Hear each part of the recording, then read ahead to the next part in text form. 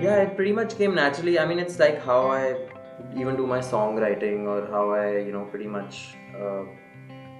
much approach everything in life. It's very like, it's sort of just intuitive, and I don't start out with like, a particular idea or a particular soundscape.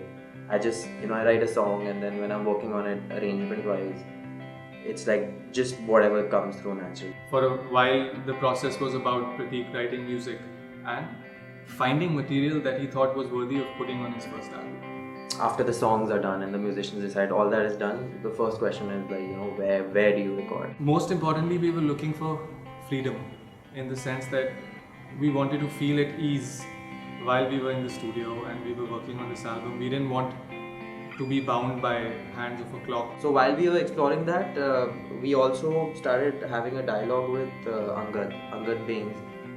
He's a mix engineer in New York, and he's the guy who mixed Raat Ragi. He really like helped me like sort of put my vision in terms of the sound of the album. I think what sort of tipped it in that favor, he just got a really fantastic deal at a studio. I mean, the moment we walked in, we knew this was the space we were looking for. I mean, it was perfect. It had a nice backyard, really quiet backyard with a lot of green and a wooden bench where we used to eat lunch in the afternoons or generally just take a breather. It was just such a conducive environment to work in. Everybody was in a good mood all the time. Everybody was working together.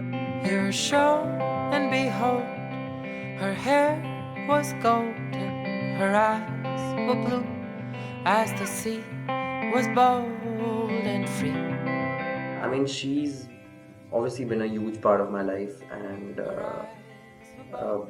more than half the songs on the album are about her, and the other half have, stuff about her. This just ends up like creeping in.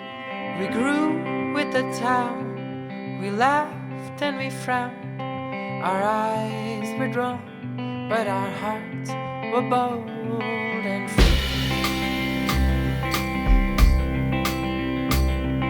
Our hearts were bold